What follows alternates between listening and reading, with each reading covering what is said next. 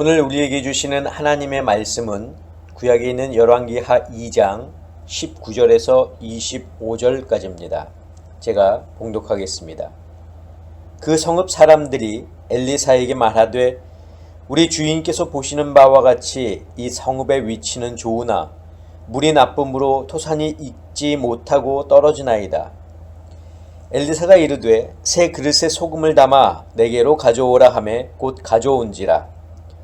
엘리사가 물 근원으로 나아가서 소금을 그 가운데에 던지며 이르되 여호와의 말씀이 내가 이 물을 고쳤으니 이로부터 다시는 죽음이나 열매 맺지 못함이 없을지니라 하셨느니라 하니 그 물이 엘리사가 한 말과 같이 고쳐져서 오늘에 이르렀더라. 엘리사가 거기서 베델로 올라가더니 그가 길에서 올라갈 때에 작은 아이들이 성읍에서 나와 그를 조롱하며 이르되 대머리여 올라가라 대머리여 올라가라 하는지라. 엘리사가 뒤로 돌이켜 그들을 보고 여호와의 이름으로 저주하매 곧 수풀에서 암곰 둘이 나와서 아이들 중에 42명을 찢었더라. 엘리사가 거기서부터 갈멜산으로 가고 거기서 사마리아로 돌아왔더라. 아멘. 기도하겠습니다. 사랑의 아버지 하나님 감사합니다. 오늘도 저희들 주님 앞에 나왔습니다. 이 시간 함께 말씀을 듣고자 합니다. 말씀 속에 담긴 하나님의 큰 뜻을 저희들이 이해할 수 있도록 도와주시고 오늘도 말씀에 순종하며 나아가는 저희들 될 수 있도록 주님 인도하여 주시옵소서. 예수 그리스도의 이름으로 기도하옵나이다. 아멘.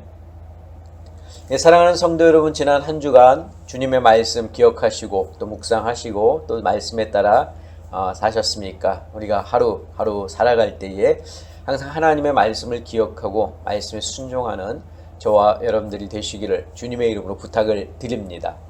자, 지난주의 말씀을 잠깐 돌아보겠습니다.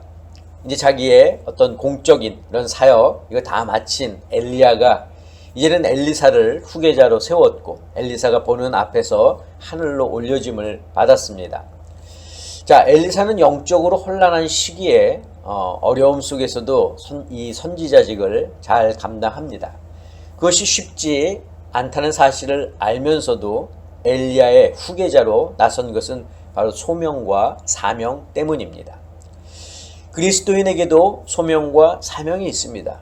소명은 그리스도를 믿고 하나님의 구원받은 자녀가 되도록 주님의 부르심을 받은 것을 말합니다. 하나님의 부르심 자체가 소명이 아니라 그 부르심에 순종하고 그리스도를 믿음으로 구원의 자리에까지 나아가는 것, 이것이 이제 소명이죠. 그러므로 우리는 모두 소명 받은 자들입니다. 자, 그런데 소명 받은 자들이 해야 할 일이 있는데 그것이 바로 사명입니다. 사명은 소명 받은 자가 주님께서 맡겨주신 일을 감당하는 것을 말합니다. 그래서 소명과 사명은 서로 떨어질 수가 없습니다. 소명이 있어야 사명을 감당할 수 있고 또 사명을 감당하는 자는 바로 소명받은 자이기 때문입니다. 근데 우리는 종종 이것을 나눠서 생각합니다. 소명을 받은 자가 사명을 감당할 수 있다는 생각. 특별한 소명을 받은 자는 더 큰 사명을 감당할 수 있다고 생각합니다. 사명은 특별한 것이 아닙니다. 우리가 세상 사람들과 구별된 삶을 사는 것 자체가 이미 사명이다라고 말할 수 있습니다. 하나님께 나와 예배드리는 것, 화가 나는 일이 있어도 참는 것, 성경을 읽고 기도하고 또 말씀대로 살려고 노력하는 것, 병들고 연약하고 어려움을 당한 사람들을 위로하고 그들을 사랑하는 것 자체가 이미 사명을 감당하며 사는 것입니다. 사명의 차이가 있다면 그것은 단지 달란트의 차이일 뿐입니다. 달란트가 많으냐 적으냐가 중요한 것이 아니라 내게 주신 달란트를 가지고 얼마나 열심히 일하고 노력해서 이윤을 남겼느냐가 중요한 겁니다. 그러므로 성도는 내게 주신 달란트를 가지고 열심히 내 삶의 자리에서 최선을 다하며 사명을 감당할 때 하나님의 칭찬받는 종이 될 것입니다.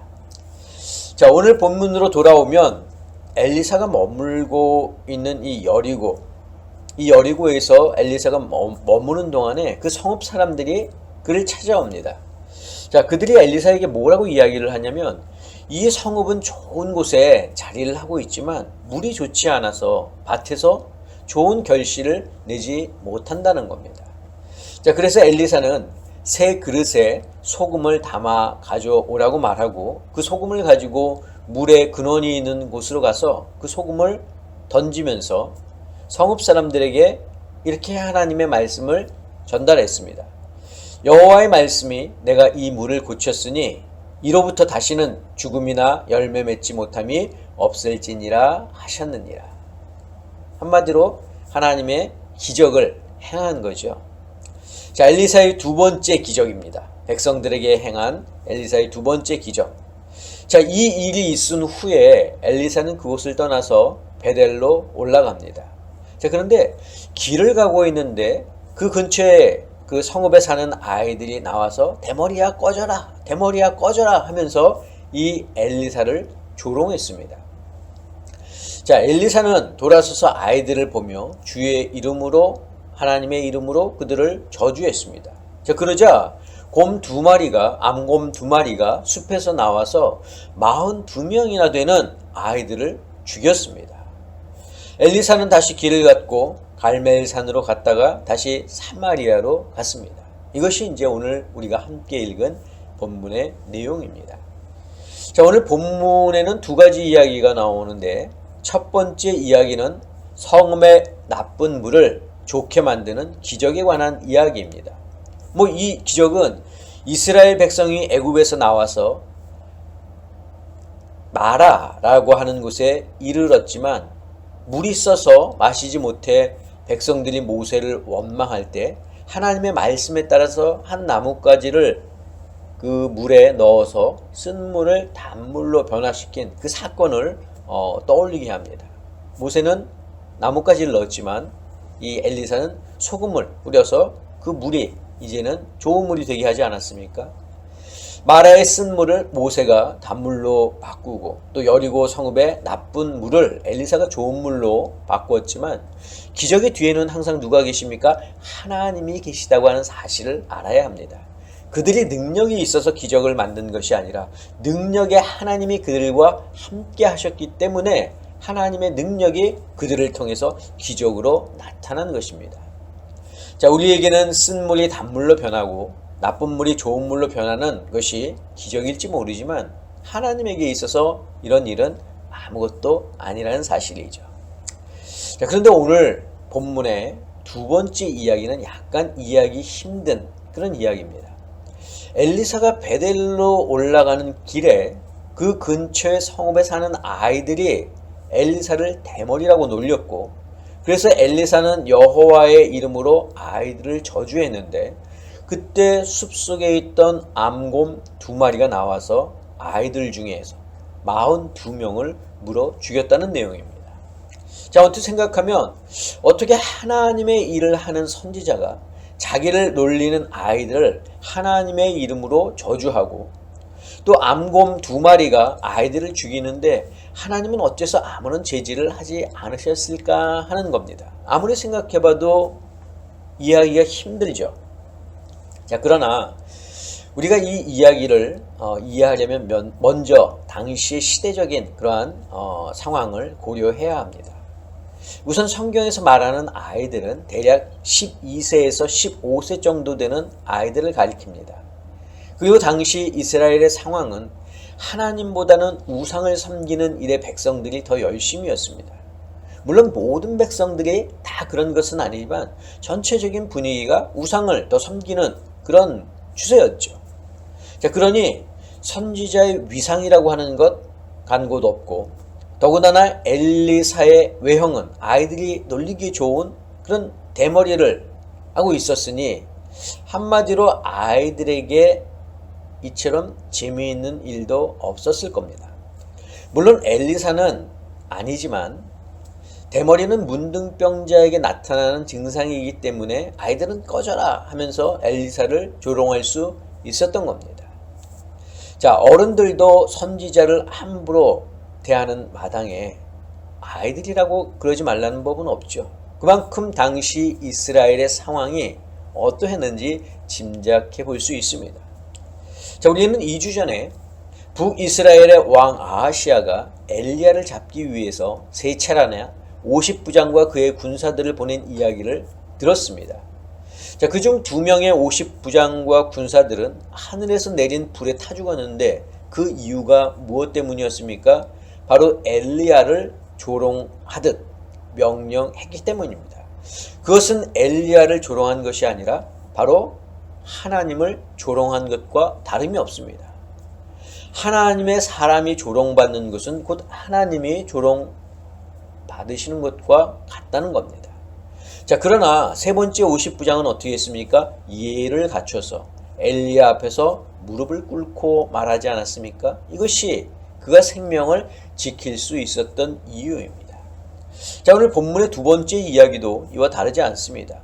하나님의 사람을 조롱하는 것이 하나님을 조롱하는 것인데 여기에는 아이들도 예외가 아니라는 겁니다.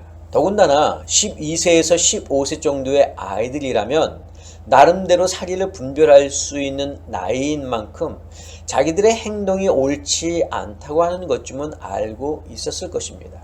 그러나 시대가 시대인 만큼 하나님의 사람을 대하는 마음이나 자세가 어른이나 어린이나 똑같았다고 하는 것입니다. 자, 엘리사는 개인적인 감정 때문이 아니라 아이들의 행동이 하나님을 모독하는 처사라 생각했고 그래서 하나님의 이름으로 그들을 저주한 것입니다. 자, 저는 오늘 이 본문의 두 번째 이야기를 읽으면서 또 묵상하면서 이런 생각을 해보았습니다. 구원받았다라고 하는 것이 무엇인가?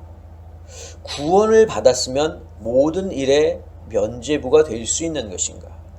성도는 구원받은 자이니까 어떠한 죄를 지어도 천국에 들어갈 수 있는 것인가? 자, 이 문제에 대한 답은 조금 이따가 우리가 한번 보기로 하고요. 요즘 한국 사회에서 조금씩 이슈가 되고 있는 것이 있습니다. 바로 촉법 소년의 연령을 낮추자는 것입니다. 자, 촉법 소년은 죄를 지어도 형사 처벌을 받지 않는 만 10세에서 14세의 미성년자를 지칭하는 단어입니다. 최근 청소년 범죄가 증가하고 또 범죄를 저지르는 연령이 갈수록 낮아지고 있는 가운데 법 개정을 통해서 이 촉법 소년의 연령을 낮추자는 그런 목소리가 있습니다. 그 이유는 아이들이 법을 악용해서 자신이 형사처벌을 받지 않으니까 범죄를 저지른다는 것입니다. 죄를 지어도 사회봉사나 소년원 송치 등 보호 처분만 받으면 되니까 그것이 끝나면 또 범죄를 저지른다는 겁니다. 자, 그렇다면 이것을 우리와 비교해 본다면 예수를 믿고 구원받은 성도는 구원받은 후에 죄를 지어도 천국에 들어갈 수 있을까 하는 것입니다. 자, 이 질문에 답을 하기 위해서는 먼저 구원이라고 하는 것에 대해서 우리가 좀 확실히 알아야 합니다. 구원은 쉽게 말해서 하나님이 우리에게 주시는 값없이 주시는 은혜의 선물입니다. 그 대신 조건이 있죠. 예수를 그리스도로, 즉 예수님을 나의 구세주로 믿어야 합니다. 예수님이 내 죄를 사하시기 위해 이 땅에 오셨고 십자가에 달려 나를 대신해서 죽으셨으며 그로 인해서 죄인 되었던 우리가 더 이상 죄인이 아니라 하나님의 자녀가 되는 그런 권세를 얻어 우리의 신분이 바뀐과 동시에 영원한 생명을 얻는 것을 말합니다. 자, 그런데 구원은 우리의 노력으로 되는 것이 아닙니다. 우리가 구원을 얻기 위해서 착한 일을 해야 된다든지 하나님의 말씀을 잘 지켜야 한다든지 이런 것이 필요하지 않습니다. 왜냐하면 구원은 행함으로 얻는 것이 아니기 때문입니다. 조금 전에도 말씀을 드린 것처럼 구원은 믿음으로 얻는 겁니다. 하나님의 말씀을 따르고 또 착한 일을 하는 것은 그 후의 일입니다. 자, 우리가 주일학교 때 부른 어린이 찬송가 중에 이런 찬송이 있죠. 돈으로도 못 가요. 가사의 내용이 쉽고 단순하지만 구원에 대해서 정확히 정의하고 있는데 가사를 제가 한번 불러드리겠습니다. 돈으로도 못 가요. 하나님 나라.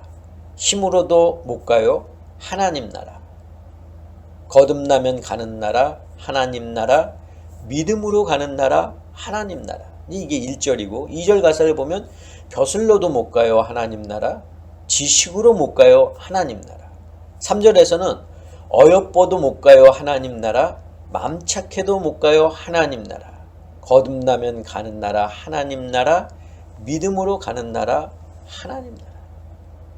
구원이라고 하는 것 믿음으로 얻는 것입니다.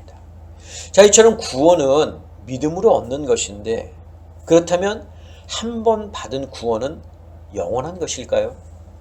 촉법 소년들이 법을 악용해 범죄를 저질러도 형사처벌을 받지 않는 것처럼 구원받은 성도는 구원받은 후에 죄를 지어도 천국에 들어갈 수 있을까요? 한마디로 대답하면 예입니다. 선뜻 이해가 가지는 않지만 한 번 구원받은 자는 그 구원이 영원히 보장된다는 겁니다. 구원이 행함이나 나의 노력으로 얻을 수 없는 것처럼 하나님께서 주신 이 구원이 나의 행함으로 인해서 취소되거나 사라지지 않는다는 겁니다.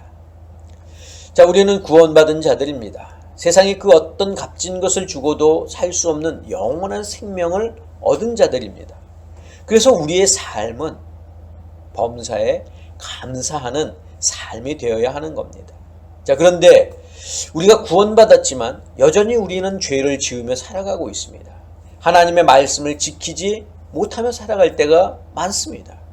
구원받았다는 것을 악용해 죄를 범하는 것은 아니지만 사탄의 유혹에 나를 내어줄 때가 많이 있습니다.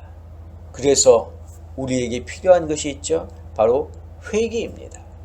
죄를 짓지만 그것이 하나님이 원하시는 것이 아닌 것을 알기에 우리는 우리의 죄를 하나님께 고하고 회개해야 합니다. 자, 죄의 고백, 하나님의 용서, 그래서 죄 사함, 그런데 또 죄를 지음, 죄를 고백하고 하나님이 용서해 줘서 죄 사함을 받고 또 죄를 짓고, 이 사이클이 계속 되는 것, 우리의 삶 속에서 아마 여러분들도 느끼실 겁니다. 마치 이스라엘 백성들이 죄를 짓고 하나님께서 심판하시고 회개하고 용서받고 또 죄를 짓고 하나님께서 심판하시고 회개하고 용서받고, 이 이스라엘 백성들의 이 사이클과 비슷하지 않습니까? 우리가 이렇게 사는 이유가 무엇 때문입니까? 우리의 연약함 때문입니다. 우리는 연약한 존재입니다. 그렇기 때문에 우리는 항상 나를 도우시는 성령님을 의지해야 하고 하나님의 말씀을 가슴에 새기면서 예수 그리스도의 이름으로 하나님께 기도해야 하는 것입니다. 촉법 소년들이 범죄를 행하면 본인에게는 큰 문제가 없겠지만 그것은 부모님을 부끄럽게 하는 일입니다. 성도도 마찬가지입니다. 성도가 죄를 지으면 구원에는 별 문제가 없겠지만 그것은 하나님을 부끄럽게 하는 일입니다. 사랑하는 성도 여러분, 구원받았으면 이제는 우리가 그 구원에 대해서 감사하며 하나님의 말씀을 잘 묵상하고 그것을 우리의 삶 속에서 잘 지키기 위해 우리가 애쓰고 수고해야 한다는 것입니다. 죄의 유혹 때문에 우리가 죄를 지을 수 있겠지만 그때마다 우리는 또 하나님 앞에 회개해야 한다는 거죠. 여러분, 우리가 구원받은 것 얼마나 감사합니까? 하나님께서 주신 은혜의 선물 얼마나 귀합니까? 저는 우리 아름다운 교회 성도 여러분들이 하나님께 받은 이 은혜의 선물인 구원을 귀히 여기시고 감사하시고 하나님의 백성으로 존귀히 살아가는 저희들 모두가 될 수 있기를 주님의 이름으로 간절히 축원합니다. 기도하겠습니다. 사랑의 아버지 하나님, 감사합니다. 세상에 그 어떤 것을 주고도 구할 수 없고 살 수 없는 구원이라고 하는 놀라운 은혜의 선물을 저희에게 주셨으니 주님, 우리의 삶이 항상 감사함으로 살 수 있는, 하나님의 은혜에 보답할 수 있는 저희들 될 수 있도록 주님 인도하여 주시옵소서. 이제는 우리 주 예수 그리스도의 은혜와 하나님의 그 크신 사랑하심과 성령님의 역사하심이 오늘 말씀을 듣고 구원받은 성도로 감사함으로 살아가기를 다짐하고 원하는 사랑하는 당신의 성도들 머리 위에, 저희들의 가정 위에, 건강 위에, 자녀들 위에, 직장과 사업과 일터 위에 지금부터 영원까지 함께하옵시기를 간절히 축원하옵나이다. 아멘.